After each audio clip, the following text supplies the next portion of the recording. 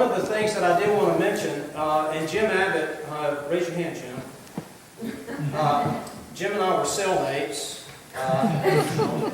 We were arrested down in Raleigh. We tease each other. But Jim has done a remarkable work on the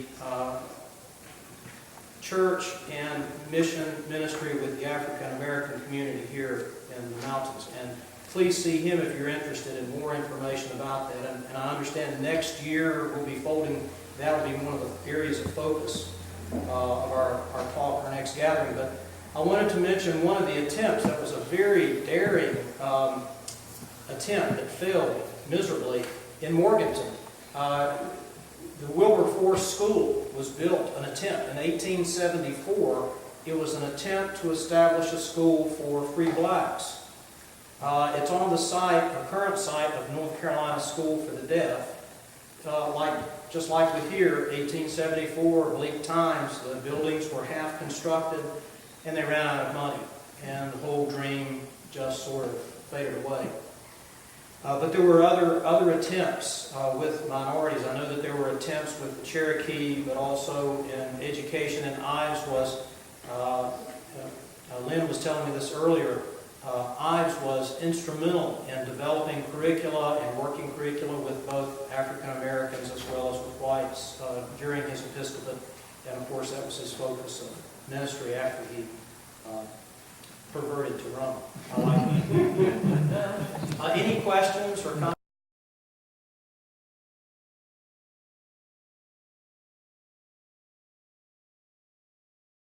One of the connections that Cooper would have had, and we find this throughout the diocese and churches and communities here, the social gospel movement, people went from here, local clergy went to New York to call on wealthy Episcopalians in the city and throughout the Northeast to raise money and bring the money back here for mission and ministry.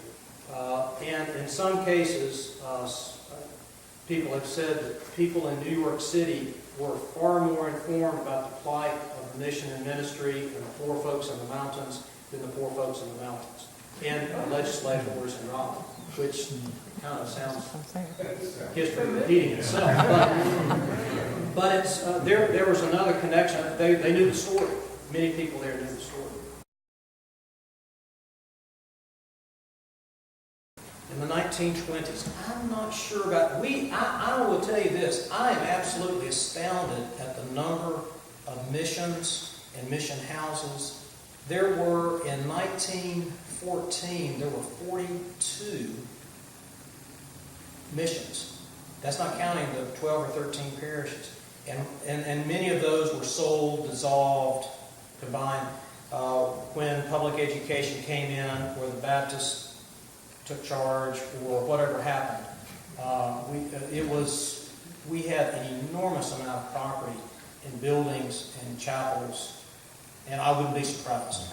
I wouldn't be at all surprised. Over in Cranberry Forge, Cranberry and over towards Elk Park, I know there was a mission, one or two missions over in that area, so that could be part of it. And that's in Avery County. What's now in Avery County?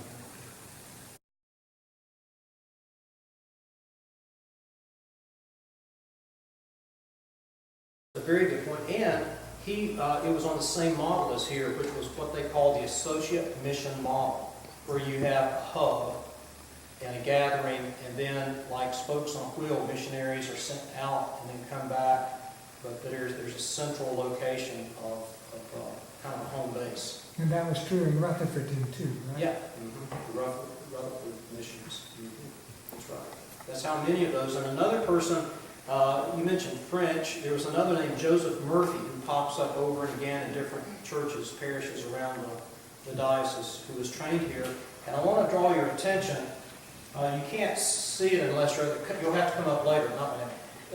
Over here on your left, the bishop's chair.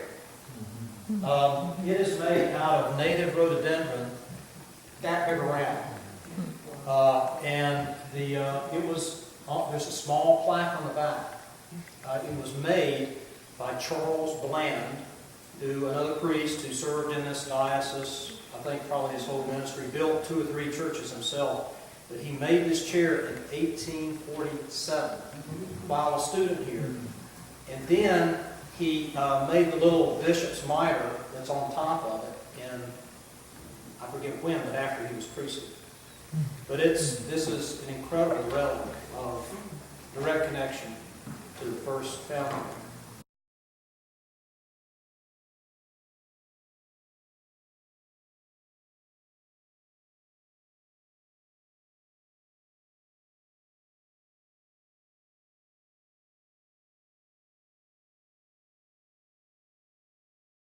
He was based here in Valley Crucis here.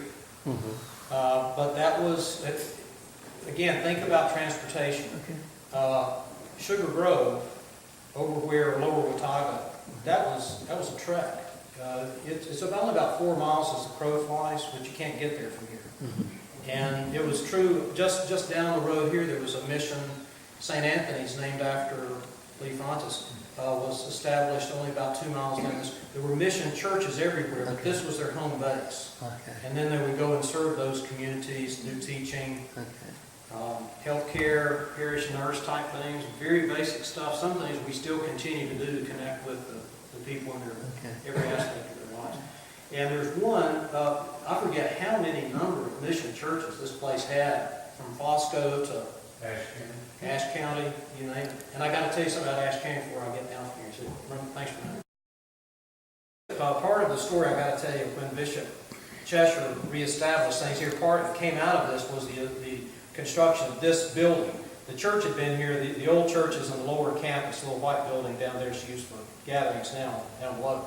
But this building was erected in 1925, and Bishop Cheshire's name is on the beautiful Celtic cross out top there. When he was here with a guy by the name of Deacon Milner Jones, they secured the public meeting house in Jefferson, Ashe County, for Sunday worship. And they both showed up. Milner Jones evidently was kind of a bear of a guy, big beard. Somebody even asked me, and this was back in the 1890s, says, oh, he was a deacon that got into fist fights. And I said, well, I wouldn't be surprised. I mean, he was a muscular Christian. Anyway, they gathered over there, and they had their vestments, and were going into the public meeting house to have their Sunday worship. And this was in the 1890s. The locals threw them out because, very similar again, the Popish, Romanish, get your black gowns out of here, prejudice and so forth, and literally threw them into the street. However, and I'm going to search this, I was talking with Brooks about this earlier, Bishop Cheshire wrote something, a reminiscence about that, and said for him it was a Pentecost moment, because he was thrown out of the church building, or a building where he was called to preach. And it forced him, he felt by the Spirit, forced him to preach on the streets. He was not going to go down without a fight. And so he walked on the streets of Jefferson preaching the gospel that day. Wouldn't that be a great thing to see? But with that kind of spirit and attitude, no wonder we're still hanging around.